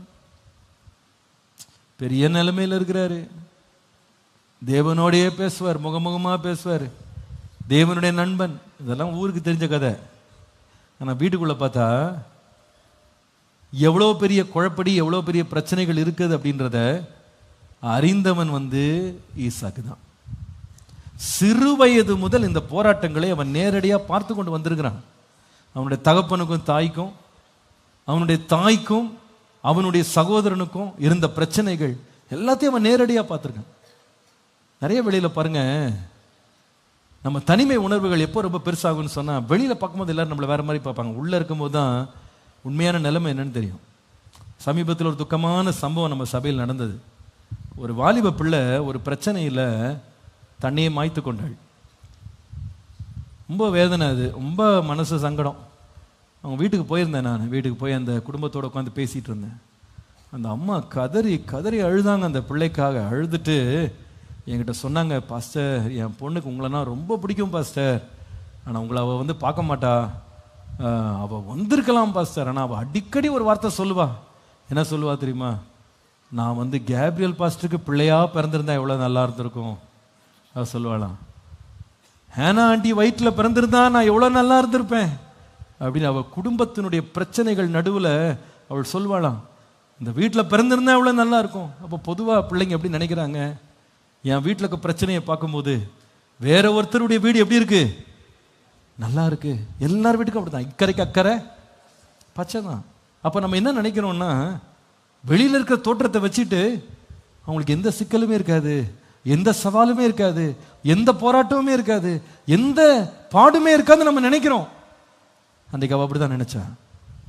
வெளியில பார்க்கும்போது ஈசாக்கை பார்த்தீங்கன்னா ஒரு பெரிய செல்வந்தனுடைய மகன் என்று சுற்றி வந்தான். ஆனா அன்றைக்கு மாலையில் வயல்ல நிற்கும் போது அவன் எப்படிப்பட்டவன் தெரியுமா? பெரிய துக்கம் நிறைந்தவனாக இருந்தான். தாய்க்காக துக்கம். வயசு என்னப்பா அவனுக்கு? 40 வயசுங்க. 40 வயசான ஒரு பையன் 3 வருஷமா துக்கத்தில் இருக்கான். நான் நினைக்கிறேன் இன்னும் பல துக்கங்கள் அவனுக்கு இருந்திருக்கலாம். வேதம் நம்மளுக்கு தெளிவாக வெளியே சொல்லல. வாழ்க்கை என்பது இதுதான். ஆனா எனக்கு இருந்த ஒரு பெரிய செய்தி என்ன தெரியுமா? இந்த துக்கத்தின் நடுவில் ஆதியாகமம் 24:63 வாசிக்கிறோம், சாயங்கால வேளையில இவ்வளவு துக்கம், தாய்க்காக துக்கம் கொண்டிருந்த ஒரு மகன் தியானம் பண்ண வெளியிலே போனான். தியானம் பண்ண வெளியே போனான். அர்த்தம் என்ன தெரியுமா? முதல் குறிப்பு எழுதுங்க. Isaac experienced the presence of God while grieving his loss alone. ஈசாக்கு தனிமையிலே துக்கம் கொண்டாடின வேளையில் தேவ பிரசன்னத்தை உணர்ந்தான். ஈசாக்கு தனிமையிலே துக்கம் கொண்டாடின வேளையில் தன்னுடைய அந்த துக்கத்தின் நடுவில் தேவ பிரசன்னத்தை உணர்ந்தான். டைட்டில் போடுங்க, தனிமையில தேவ பிரசன்னத்தை உணர்ந்தான். தனிமையில தேவ பிரசன்னத்தை துக்கத்தின் நடுவிலே உணர்ந்தான். எனக்கு இந்த வார்த்தையை படித்த பொழுது எனக்கு மிகுந்த ஆறுதலை. கீழே இறக்கி விட்டுருப்பா, கீழே இறக்கி விட்டு. தனிமையில இந்த பையன் தேவ சமூகத்தை அவன் உணர்ந்தான். ஏன்னா அவனுக்கு தெரியும், என் துக்கத்தின் நடுவில் கர்த்தரை தவிர என்னை ஆறுதல் படுத்த யாராலுமே முடியாது. தேவ சமூகத்துக்கு தன்னை ஒப்பு கொடுத்தான். நிறைய வழியில பாருங்க, பலர் செய்யற பெரிய தப்பு என்ன தெரியுமா? துக்கத்தின் வேளையில் அவங்க என்ன நினைக்கிறாங்கன்னா, ஒரு மனுஷன் கையில போய் விழுந்தோம்னா, ஒரு மனுஷன் நம்ம போய் எல்லாத்தையும் ஷேர் பண்ணோம்னா நமக்கு எல்லாம் ஆறுதல் கிடைச்சிரும். அங்கதான் பெரிய விழுக நிறைய பேருக்கு வருது. நம்முடைய டிராஜடிஸ்ல, நம்முடைய வாழ்க்கையில நடந்த பெரிய இழப்புகள்ல, நமக்கு வந்த உடைவுகள்ல நாம் என்ன பண்றோம்னா, மனுஷனுடைய அடைக்கலத்தை தேடுறோம். மனுஷனுக்கு அடைக்கலம் கொடுப்பானா, அவனுடைய பிரசனத்தை நான் தேடலாமா? நான் சொல்லுவேன், அநேக வேளை அப்படி போகும்போது அந்த இடத்துல அடைக்கலம் அல்ல, அநேக வேளையில் கொஞ்ச நாள் கழித்து கண்டுபிடிப்போம், மிகுந்த வேதனை தான் எனக்கு இருக்கு, என்னை யாராலும் திருப்திப்படுத்தவே முடியாது. உங்களுக்கு தெரியும், ரூத் ஓர்பாளை பற்றி படிக்கிறோம். இந்த 2 பேருடைய லைஃப் எப்படிப்பட்ட லைஃப் ஆயிடுச்சுன்னா, கணவனும் இறந்துட்டான், மாமனாரும் இறந்துட்டார், வீட்டில் 3 பெண்கள், 2 புருஷனும் போச்சு, 2 வீட்டில் இருந்த ஆண்கள் எல்லாம் போச்சு, பெண்கள் மட்டும்தான் இருக்கிறாங்க. அந்த நேரத்தில் ஓர்பாள் என்ன செய்தா தெரியுமா? மாமியார் பேச்சை கேட்டுட்டு தன்னோட தாய் வீட்டுக்கே போயிட்டா. ஏன்னா அந்த அம்மா சொல்றாங்க, நீ உங்க தாய் வீட்டுக்கு போனீங்கன்னா, உங்களுடைய ஜனங்களிடத்தில் நீ திரும்பி போனா உனக்கு என்ன செய்வாங்க? வாழ்க்கையை கொடுப்பாங்க. ஆனால் ரூத் என்ன செய்தா தெரியுமா? எந்த மனுஷங்களையும் போக மாட்டேன், இஸ்ரவேலின் தேவனாகிய கர்த்தருடைய செட்டைகளின் கீழ் அடைக்கலமாய் வந்த எனக்கு மிகுதியான பலன் அவராலே கிடைக்கும்.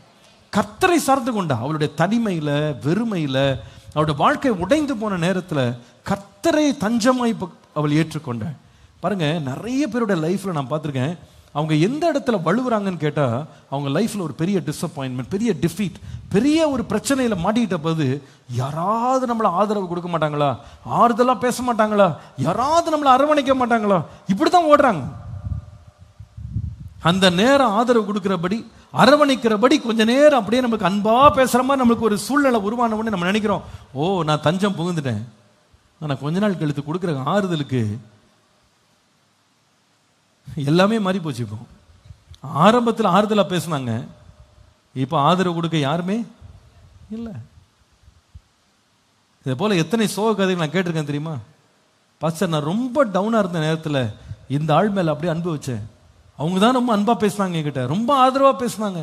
என் வீட்டில் இவ்வளோ பிரச்சனை, இவ்வளோ போராட்டம், வீட்டில் பயங்கர சண்டை, வீட்டில் பயங்கர போராட்டம், இந்த ஆள் வந்த உடனே எனக்கு காணல் நீர் பார்த்த மாதிரி இருந்துச்சு. அவ்வளவு ஒரு பெரிய ஒரு சந்தோஷம் எனக்கு கிடைச்சது. அப்படியே சாஞ்சேன். கொஞ்ச நாள்ல பார்த்தா நான் யாரை ஆதரவு நினைச்சனோ, இன்றைக்கு அவங்கள எனக்கு வேதனை கொடுக்குறவங்களா மாறிட்டாங்க. அவங்க கொடுக்குற ஆறுதல்லாம் நின்று போச்சு. ஏன் தெரியுமா? மனிதனுடைய ஆறுதலும் மனுஷனுடைய சகாயமும் மனுஷன் கொடுக்குற ஆதரவும் கொஞ்ச நாளுங்க, கொஞ்ச நாள் கடந்து போகும்போது அவன் கொடுக்கிற ஆதரவும் கடந்து போகும், ஆறுதல் கடந்து போகும். கர்த்தரை தன்னுடைய அடைக்கலமாய் கொண்ட மனுஷன் பாக்கியவான். அதனாலதான் தாவீது சொல்ல, மனுஷன் கையில போய் விழ வேணாம்பா, கர்த்தர் கையில விழுந்துருவோம். அங்கதான் நமக்கு இறக்கம் இருக்கு, அங்கதான் நமக்கு சகாயம் இருக்கு. இன்னைக்கு நான் சொல்லுவேன், வாலிப பிள்ளைங்க மாத்திரம் இல்ல, திருமணமானவர்கள் கூட இந்த சோதனைக்கு விழுறாங்க. ஓ வீட்டுல ஒரே சண்டை, வீட்டுல ஒரே போராட்டம், ஆபீஸ்ல இன்னொரு ஆள் வராங்க, ரொம்ப ஆறுதலா பேசுறாங்க, முடிஞ்சது கதை. அங்க ஆரம்பத்தில் எல்லாம் ரொம்ப பரவசமா தான் இருக்கும், போக தெரியும் இது எவ்வளவு பெரிய முள்ளு, இது எவ்வளவு பெரிய வேதனை, இது எவ்வளவு பெரிய பிரச்சனை. ஒரு பிரச்சனையும் தப்பிச்சு போலான்னு பார்த்தா இன்னொரு பெரிய பிரச்சனை இப்ப மாட்டிக்கிட்டேன் நான், இதுல இருந்து வெளியே வர முடியல, இதுல இருந்து வெளியே வர, இதுல நான் மாட்டிக்கிட்டேன் இப்பன்னு சொல்றாங்க நிறைய பேர். நான் சொல்லுவேன், கர்த்தரை நம்புகிறவன் அசையாத சீயோன் பர்வதம் போல இருப்பான். உங்க வாழ்க்கையில தனிமையில வர்ற போராட்டங்களை நீங்க சந்திச்சு கொண்டிருக்கீங்களா? ஒருவேளை குடும்பத்தில் போராட்டங்களை நீங்க மாட்டிக்கிட்டீங்களா? பெரிய பிரச்சனைகள். நீ சொல்லலாம், பாஸ்டர் நான் வெளியில பார்க்கும்போது எங்க ஃபேமிலி வந்து ரொம்ப ரொம்ப ரைச்சியஸா தெரிவாங்க பாஸ்டர், ரொம்ப பெர்ஃபெக்ட் ஃபேமிலி மாதிரி தெரிவாங்க. உள்ள வந்து பாருங்க, எங்க ஃபேமிலி உள்ள வந்து பாருங்க, எவ்வளவு பிரச்சனைகள் இருக்கு, எவ்வளவு போராட்டங்கள் இருக்கு. ஆம், ஈசாக்க போய் கேளுங்க, எவ்வளவு பிரச்சனை தெரியுமா? தனிமையா நான் நிக்கிறேன், எங்க அம்மாவை என்னை விட்டு போயிட்டாங்க, அவங்க இறந்து போயிட்டாங்க, வீடெல்லாம் ஒரே சண்டை, பிரிவினைகள், போராட்டங்கள். என்னப்பா பண்ண? கர்த்தரோடு தியானம் பண்ணி கொண்டாங்க, தேவனை சார்ந்து கொண்டேன். நான் தைரியமா சொல்லுவேன், நம்முடைய ஆதரவு தேவையான வேளையில கர்த்தரை அண்டி கொண்டவர்கள் பாக்கியவான்கள், அவர் அவர்களை தேற்றுவார். ஹல்லேலூயா, ஹல்லேலூயா. ஆண்டவரே, எங்க வாழ்க்கையில நாங்க தனிமையில நிற்கும் போது எங்களுக்காக ஆதரவு தந்து எங்களை வழிநடத்த உம்முடைய கரம் இருப்பதற்காக நன்றி ஆண்டவரே, நன்றி ஆண்டவரே, நன்றி என்னை கலங்கி நீங்க வந்திருக்கலாம். ஒருவேளை சிலருடைய லைஃப்ல வந்து அந்த ப்ராப்ளம்ஸ், டிசப்பாயின்மெண்ட்ஸ், டிஃபிகல்டிஸ், பாஸ்டர் நான் ரொம்ப பார்த்துட்டேன் பாஸ்டர், மாறி மாறி மாறி மாறி பிரச்சனைகளை பார்த்து ரொம்ப நொந்து போயிருக்கேன். நான் யாரிடத்துல போய் சொல்றது தெரியாம நிக்கிறேன். அநேக வேளையில நம்முடைய மாம்சம் தோன்றபடி அநேக மனுஷன்ட்ட ஓடி போயிட்டு we only got things worse. இப்ப எனக்கு நான் ஒரு பிரச்சனை தீக்கலான்னு பார்த்தா இப்ப 2-3 பிரச்சனை மாட்டிக்கிட்டேன். எனக்கு எப்படி வெளியே வரைய தெரியல. எனக்கு ஒண்ணு தெரியும், ஏன் இந்த வேதனை அப்படின்னு கலங்கி படுக்கையெல்லாம் கண்ணீரால் நினைக்கும் போது என்னை அணைக்கிறதற்கு ஒரு தேவ பிரசன்னம் இருக்கு. அங்கே நான் ஓடுவேன், ஆனால் என்னை குணமாக்க தேவன் வல்லவர். உங்களுக்கு அன்பான சொல்றேன், உங்க தனிமையில ஈசாக்கை போல மனிதனிடத்தில் அல்ல, கர்த்தரிடத்தில் அடைக்கலமாக. தாவீது சொல்ற, ஆண்டவரே எனக்கு யாருமே இல்லைன்னு நான் நினைத்தேன், ஆனா நீரே என்னுடைய அடைக்கலமாக மாறினீர், நீரே என் தஞ்சமாக மாறினீர், உம்முடைய பிரசன்னமே எனக்கு ஆறுதலாக மாறினது. உம்மிடத்துல வருகிறவர்கள் பாக்கியவான்கள். ஹல்லேலூயா. ஈசாக்குடைய வாழ்க்கையில தனிமையை குறித்து நம்ம பார்க்கும்போது, தனிமையில எப்போ தேவ பிரசன்னத்தை அவன் உணர்ந்தான் என்றால், தனிமையில துக்கத்தினால் நிறைந்த வேளையில் தேவ பிரசன்னத்துக்கு ஓடி வந்தான். இரண்டாவது, தனிமையில தேவ பிரசன்னத்தை எப்ப அனுபவித்தான் தெரியுமா? ஆதியாகமம் 22ஆம் அதிகாரம் 9-14 வசனங்களை குறித்துக் கொள்ளுங்க. நான் இதை வாசிக்க போகிறதில்ல. ஆதியாகமம் 22ஆம் அதிகாரம் 9 முதல் 14 வசனங்கள். ஆதியாகமம் 22 9-14 வசனங்கள். இந்த காரியம் என்ன அப்படின்னு கேட்டா, உங்களுக்கு தெரியும், இந்த ஆபிரகாம் ஈசாக்கை தேவன் பலியிட சொன்னாருன்னு சொல்லிட்டு போய் இவரை கொண்டு போய் தேவன் காட்டின பர்வதத்தை கூட்டு போயிட்டாரு. கூட்டு போய் அங்க பலியிடுறதுக்காக இவரை கொண்டு போயிட்டார். இந்த சம்பவம் உங்களுக்கு படிக்கும்போது கொஞ்சம் ஆச்சரியமா இருக்கும். இதுலயும் ஒரு முக்கியமான காரியம் இருக்கு. இந்த இடத்துல ஈசாக்கை கொண்டு போகும்போது இவருக்கு என்ன வயது இருக்கும் அப்படின்னு நம்ம யோசிக்கும் போது ஒன்றை கண்டுபிடிக்கிறோம், இது ரொம்ப சின்ன பிள்ளை கிடையாது அப்படின்னு நம்ம கண்டுபிடிக்கிறோம். திரும்ப வர்றேன், யூத ஜூவிஷ் ஸ்காலர்ஸ் அவங்க என்ன சொல்றாங்க அப்படின்னா, இந்த ஈசாக்குக்கு குறைந்தது 25 வயது இருக்குன்னு சொல்றாங்க. மினிமம் 25, மேக்சிமம் 37 என்று சொல்றாங்க. 25 37 வயது கண்டிப்பா இந்த பையனுக்கு இருக்கணும். ஜோசிஃபஸ் அப்படின்ற ஜூவிஷ் ஹிஸ்டாரியன் சொல்றாரு 25 வயது அவனுக்கு கண்டிப்பாக இருந்தது என்று சொல்றாரு. ஆனா வேறு சிலர் சொல்றாங்க 37 வயது வரைக்கும் இருக்கலாம் அப்படின்னு. So somewhere in between. ஏன் அப்படி சொல்றாங்க அப்படின்னா 2 காரணம். ஒன்று, பலிக்கான அத்தனை கட்டைகளையும் இவன் தான் சுமந்திருக்கிறான். பலி என்றது நீங்க நினைக்கிற சொல்லி வழக்கெல்லாம் கிடையாது. இன்னைக்கு ஒருத்தரை நம்ம ஊர்ல எல்லாம் மற்ற மதங்கள்ல எரிக்கிறாங்க பாருங்க, பார்த்தீங்களா? அப்போ எவ்வளவு பெரிய கட்டைகள் யூஸ் பண்றாங்க உங்களுக்கு தெரியும். ஏராளமான கட்டை இருந்தால் தான் ஒரு சரீரத்தை எரிக்க முடியும். அப்போ தகன பலிக்கான கட்டைகளை பெரிய லாக்ஸ் எல்லாம் ஒரு சின்ன பிள்ளை எடுத்துட்டு போக முடியாது.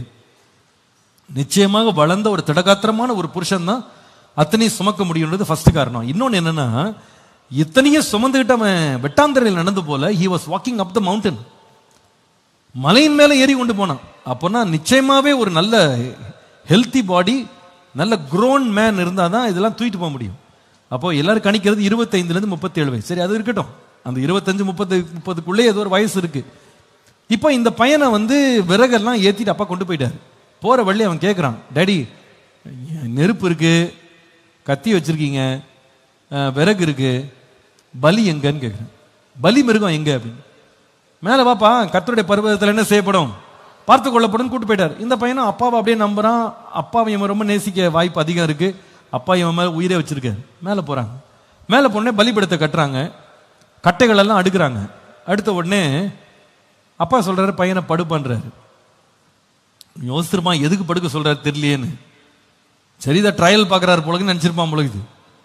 படுத்த உடனே அப்பா என்ன பண்றாருன்னா, அவன் மேல பாய்ந்து அவன் மேல கயிறை வச்சு அவனை கட்டுறாரு.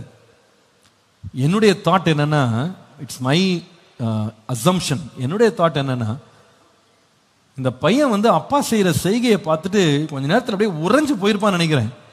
அந்த பயத்திலே அவன் உறைஞ்சு போயிருப்பான்னு நினைக்கிறேன். எதுவுமே அவனால் பேசக்கூட, கைகால் அசை கூட முடியல நினைக்கிறேன். ஏன்னாடா தன்னுடைய சொந்த அப்பா அப்படி பண்ண முடியுமா அப்படின்னு ஃப்ரோசன் இன் ஃபியர், பயத்துல உறைந்துட்டான்னு நினைக்கிறேன். இப்ப பாருங்க, இந்த பயத்துல உறைந்து அப்படியே படுத்து கிடக்கிற அந்த பையன் மேல அப்பா கத்தியை தூக்குறாரு.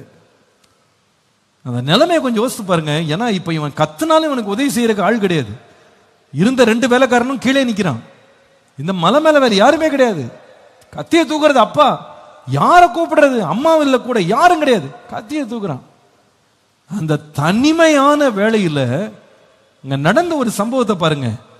ஆதியாகமம் 22ஆம் அதிகாரம் 11ஆம் வசனத்தை வாசிக்கும் போது, அப்பொழுது கர்த்தருடைய தூதனானவர் வானத்திலிருந்து ஆபிரகாமே ஆபிரகாமே என்று கூப்பிட்டார். அவன் இதோ அடியேன் என்றான். உடனே ஆண்டவர் சொல்லுகிறார், பிள்ளையாண்டான் மேல் கையை போடாதே, அவனுக்கு ஒன்றும் செய்யாதே. இந்த வார்த்தையை படித்த போது எனக்கு ஒன்றுதான் மனதிலே வந்தது. Isaac experienced the presence of God while laying down lonely on the altar. ஈசாக்கு தனிமையாக பலிபீடத்தில் கிடத்தப்பட்ட வேளையில தேவ பிரசன்னத்தை அந்த இடத்துல உணர்ந்தார். தனக்காக பேசவோ தனக்காக பரிந்து பேசவோ யாருமே இல்லாத நேரத்தில் கர்த்தருடைய சத்தம் அவனுக்காக எழுந்து வந்தது. கர்த்தர் அவனுக்காய் பரிந்து பேசினார்.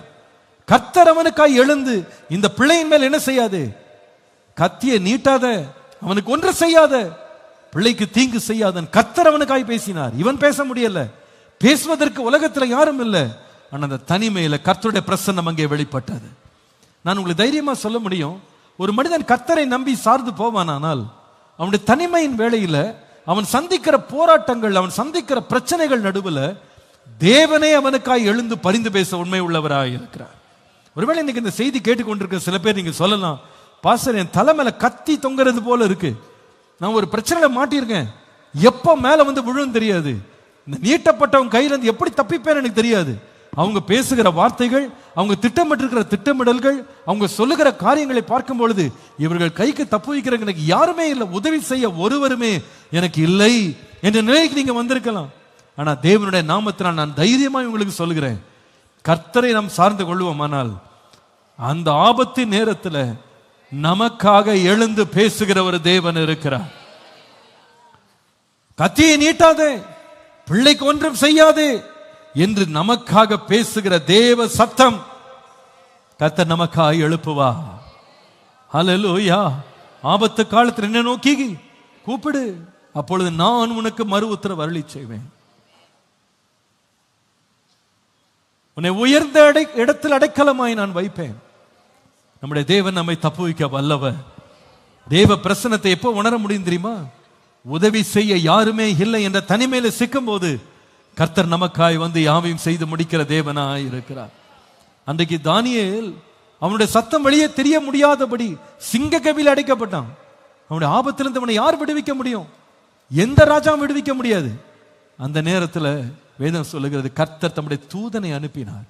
தூதனை அனுப்பி சிங்கங்களின் வாயை என்ன செய்தார்? கட்டி போட்டார். ஷாத்ராக், மேஷாக், ஆபேத்நேகோ அவர்கள் தீயிலே அந்த அக்கினி சூளையிலே போடப்பட்ட போது ராஜா சொல்லுகிறார், என் கைக்கு உங்களை தப்புவிக்கிற தேவன் யாரும் இல்லை, என்ன கையில இருந்து யாரும் தப்புவிக்க முடியாது. ஆனா அவங்க விசுவாசிச்சாங்க, எங்கள் தேவன் எங்களை தப்புவிக்க வல்லவர், எங்கள் தேவன் எங்களை தப்புவிக்க வல்லவர். நடந்தது என்னன்னா, 4ஆம் நபராக தேவன் அவர்களோடு உலாவி கொண்டிருந்தார். நீங்க விசுவாசிக்க முடியுமானால் நான் நிச்சயமாய் சொல்லுகிறேன், தேவ பிரசன்னம் நம்முடைய தனிமையில, நம்ம கையாலாகாத நிலையில, யாருமே உதவி செய்ய முடியாத நிலையில கர்த்தரை நம்புகிறவர்களை விடுவிக்க தேவன் வல்லவர். இந்த செய்தியை கேட்டுக்கொண்டிருக்கிற யாராவது ஒருவர் சொல்லலாம், பாஸ்டர் தலைமையில கத்தி தொங்குற மாதிரி இருக்கு, என் மேல அவ்வளவு பெரிய ஆபத்து இருக்கு, இந்த சிக்கல்ல நான் மாட்டிக்கிட்டேன், என்னை விடுவிக்க ஒருவருமே இல்லை, கையும் காலும் கட்டப்பட்ட நிலையில் நான் உணர்கிறேன், இந்த பிரச்சனை எப்படி விடுவிப்பார்? யார் விடுவிப்பா தெரியல, எனக்கு எந்த அதிகாரமும் இல்லை, எனக்கு தெரிஞ்சவங்க யாருமே இல்லை, உதவி செய்ய எனக்காக பரிந்து பேசுறதுக்கு யாரும் இல்லை. நான் சொல்லுவேன், கர்த்தர் ஒருவரே நமக்காய் நின்று யுத்தங்களை செய்து முடிக்க தேவன் வல்லவராய் இருக்கிறார். ஒருவேளை நீங்க பயந்து படுத்து கிடக்கலாம், இன்னைக்கு உங்க ராத்திரி எல்லாம் பயத்திலே இரவெல்லாம் முழித்து கிடக்கலாம். இதுல இருந்து எப்படி வெளியே வருவேன்? இந்த பிரச்சனை எப்படி வெளியே வருவேன்? எப்படி என் வீடு வெளியே வரும்? எப்படி என் குடும்பம் வெளியே வரும்? நான் தைரியமா சொல்றேன், யார் வராவிட்டாலும் நமக்காய் எழுந்து நிற்கிற ஒரு தேவன் ஒருவர் இருக்கிறார். ஹல்லேலூயா. அவர் நம்மை தப்பு வைக்க வல்லவர். இன்னைக்கு நீங்க விசுவாசிக்க முடியுமா? உங்க தனிமையில உங்களுக்காக வந்து எழுந்து நின்று போராடுகிற ஒரு தேவன் இருக்கிறார். ஈசாக்கு தனிமையில துக்கம் கொண்டாடின வேளையில தேவ பிரசன்னத்தை அவன் உணர்ந்தான். ஈசாக்கு தனிமையிலே பலிபீடத்தின் மேல் கிடத்தப்பட்ட நேரத்தில் தேவ பிரசன்னத்தை உணர்ந்தான். கடைசியாக மூன்றாவது, ஆதியாகமம் 24:7 பாருங்க. ஆபிரகாம் சொல்லுகிறார் எலியேசரை பார்த்து, என்னை என் தகப்பனுடைய வீட்டிலும் என் இனத்தாரில் இருக்கிற தேசத்திலும் இருந்து அழைத்து வந்தவரும் உன் சந்ததிக்கு இந்த தேசத்தை தருவேன் என்று எனக்கு சொல்லி ஆணையிட்டவருமான வானத்திற்கு தேவனாகிய கர்த்தர், நீ அங்கே இருந்து என் குமாரனுக்கு ஒரு பெண்ணை கொண்டு வரும்படி தம்முடைய தூதனை உனக்கு முன்பாக அனுப்புவார். ஈசாக்கு தன் வாழ்க்கையின் தனிமையில தேவ பிரசன்னத்தை உணர்ந்த மூன்றாவது காரியத்தை இங்கே படிக்கிறோம். இந்த சம்பவம் என்ன சம்பவம் அப்படின்னு கேட்டீங்கன்னா, ஈசாக்கு இப்போ தனிமையாக விடப்பட்டிருக்கிறான். அம்மா இறந்துட்டாங்க, அப்பா இருக்கிறாரு, பையனுக்கு இப்ப 40 வயசு ஆயிடுச்சு, இன்னும் கல்யாணம் ஆகல.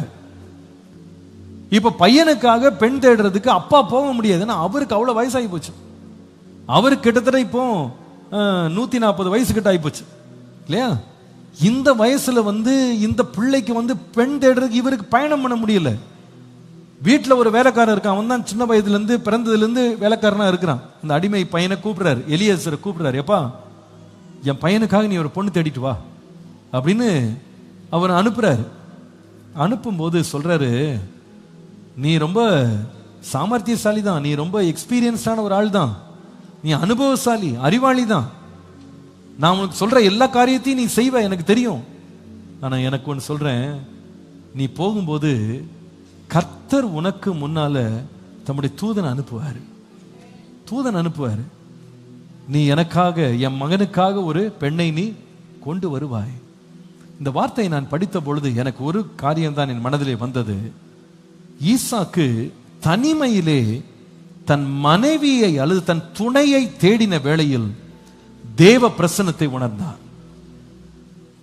When he looked for his partner alone, God's presence was with him. தன்னுடைய துணையை அவன் தேடின பொழுது தேவ பிரசன்னம் அவனுக்காக சென்றது. ஈசாக்கு போகல, அப்பா போகல, போனது வேலைக்காரனும் ஒட்டகம் தான். வரப்போற பொண்ணு எப்படி பட்டிருக்குன்னு யாருக்குமே தெரியாது. ஆனால் தேவன் முன்குறித்ததை அவருடைய சித்தத்தின்படி நிறைவேற்றி முடித்தார். அவங்க சொன்னாங்க, எல்லாருமே சொன்னாங்க, இது கர்த்தராலே வந்தது, நலம் புலம் ஒன்றுமே நாங்க பேச மாட்டோம் என்று சொன்னாங்க. எப்படி இப்படி நடந்ததுன்னு கேட்டா, அங்க எத்தனையோ பெண்கள் இருக்கிறாங்க, தண்ணீர் மொழ்றதுக்கு எல்லாரும் வருவாங்க. ஆனா கர்த்தர் நியமித்த பெண்ணை தேவ தூதன் முன்னே போய் சரியான நேரத்தில் எலியேசருடைய கண்களில் படும்படி தேவன் செய்தார். அந்த பெண்ணும் இந்த மனுஷன் என்ன கேட்டானோ கேட்ட தண்ணீரை தனக்கும் கொடுத்து ஒட்டகங்களுக்கும் வார்த்து விட்டு தேவனுடைய அடையாளத்தை சரியாக நிறைவேற்றி முடித்தார். இது அத்தனை நிறைவேற்றதுக்கு யார் போனா அப்படின்னு கேட்டா, எலியேசர் அல்ல, கர்த்தர் தம்முடைய தூதனை அனுப்பினார். இந்த வார்த்தையை நான் படித்த பொழுது எனக்கு ஒன்று தெரிந்தது. நம்முடைய வாழ்க்கையில நம்முடைய உத்தரவாதங்களை நிறைவேற்றுறதுக்கு ஒருவேளை முக்கியமான ஆட்கள் நம்ம வாழ்க்கையில் இல்லாமல் போனை நம்ம தனிமையா உணரலாம். சில பேர் சொல்லலாம், எங்க அப்பா மட்டும் இருந்திருந்தாங்கன்னா இது நல்லா செஞ்சிருப்பாங்க, இவங்க மட்டும் இருந்திருந்தாங்கன்னா இப்படி செஞ்சிருப்பாங்க, அப்படி செஞ்சிருப்பாங்க. நிறைய பேரை நம்ம சொல்றோம், இவர்கள்லாம் என் வாழ்க்கையில் இருக்கணும் அப்படின்னு. ஆனா அநேக வேளை அவங்க இல்லாத போது நம்ம துவண்டு போறோம். யார் எனக்காக எழுந்து பேசுவா, யார் என்னை கண்ணோக்கி பார்ப்பா, யார் இந்த காரியத்தை எடுத்து செய்வா, யார் எங்க குடும்பத்தில் எழுமி நின்று இந்த காரியத்தை நடத்துவா, தெரியாம தனிமையில் நிக்கலாம். ஆனா கர்த்தர் தம்முடைய தூதனை அனுப்புவார் என்று விசுவாசிங்க. ஹல்லேலூயா. அந்த தனிமை நேரத்துல நமக்கு துணையை கொண்டு வருகிற காரியமா இருக்கலாம், நம்முடைய உத்தரவாதங்களை நிறைவேற்றுகிற காரியமா இருக்கலாம். தேவன் நின்று நமக்காக காரியங்களை செய்ய வல்லவர். நான் சொல்லுவேன், ஆகவே நான் கலங்க வேண்டியதில்லை, நான் பயப்பட வேண்டியதில்லை. அன்றைக்கு ஈசாக்கு அந்த வயல்வெளியிலே அவன் உலாவி கொண்டிருந்த பொழுது அவன் கலங்கி போனவனாய் அல்ல, அவன் தியானம் பண்ணி கொண்டிருந்தவனாய் இருந்தான். தேவ கருத்துல ஒப்பு கொடுத்துட்டான். எங்க அப்பா சொன்னார் இல்லையா, என் வேலைக்காரன் போகும்போது கர்த்தருடைய தூதன் முன்னால போவான்னு சொன்னார், கர்த்தர் கொண்டு வருவார். அவன் தியானம் பண்ணி முடித்து திரும்பி பார்த்த பொழுது இதோ ஒட்டங்கள் வருவதை கண்டான். கர்த்தர் அவனுக்காக ஏற்ற துணையை தேவன் கொண்டு வந்து கொண்டிருந்தார். ஹல்லேலூயா. அதனால் வீடு கட்டப்பட்டது என்று வாசிக்கிறோம். இந்த காலை வேளையிலே கர்த்தருடைய வார்த்தை இன்றைக்கு உங்கள் நேராய் வருகிறது. உங்க வாழ்க்கையின் உத்தரவாதங்களை நிறைவேற்ற ஆட்கள் இல்லை, யாருமே இல்லை என்று கலங்கி இருக்கிற நேரத்தில் கர்த்தர் இன்றைக்கு சொல்லுகிறார், என் பிரசன்னம் உனக்கு முன்னால போவோம், கவலைப்படாதப்பா, என் சமூகத்தை அனுப்புவேன், என் தூதனை அனுப்புவேன், உனக்காக வழியை உண்டு பண்ணுவேன். கர்த்தர் காரியங்களை வாய்க்க பண்ண உண்மை உள்ள தேவனா இருக்கிறார். ஹல்லேலூயா. யாருமே உதவி செய்ய முன்வராம இருக்கலாம், யாருக்கு என்ன செய்யணும்னே தெரியாம இருக்கலாம். கர்த்தர் எனக்காக யாவையும் செய்து முடிப்பார். அதிசயமாய் நடத்துகிற தேவனுடைய கரத்தில் என் வாழ்க்கையை நான் ஒப்பு கொடுக்கிறேன், என் வருங்காலத்தை ஒப்பு கொடுக்கிறேன். கர்த்தர் எல்லாவற்றையும் நடத்தி முடிக்க வல்லவர். ஹல்லேலூயா. என் தனிமை நடுவிலேயும் தேவ பிரசன்னத்தை உணர்கிற பாக்கியத்தை கர்த்தர் நமக்கு தந்தபடியால் கர்த்தருக்கு ஸ்தோத்திரம். ஜீவனுள்ள தேவனுடைய பிரசன்னத்தை உணர்ந்து, ஆண்டவரே தனிமையின் துக்கத்தின் வேளையில நீங்க கூட இருக்கிறீங்க என்ற உணர்வோடு முன் செல்ல கிருபை தாங்க. என் தனிமையின் வேளையில நான் பலிபீடத்தின் மேல் நான் கிடத்தப்பட்டு கிடந்தா கூட எனக்காக பரிந்து பேச, எனக்காக காரியங்களை செய்ய நீங்க என்னோடு வருகிறதற்காக நன்றி. ஆண்டவரே என் தனிமையில என் துணையை தேடுறதுக்காக நான் கலங்கி நிக்கிற வேளையில ஏற்ற காலத்துல ஏற்ற சமயத்துல அதனதின் காலத்துல நேர்த்தியாய் செய்து முடிக்கிற கர்த்தர் எல்லாவற்றையும் நன்மையாய் முடித்து தருவீர். நான் விசுவாசித்து உம்முடைய கரத்தில் அர்ப்பணிக்கிறேன். ஆண்டவரே கர்த்தர் நமக்கு உதவி செய்வாராக. கர்த்தருடைய கரம் நம்மோடு நம்மை வழி நடத்துவதாக.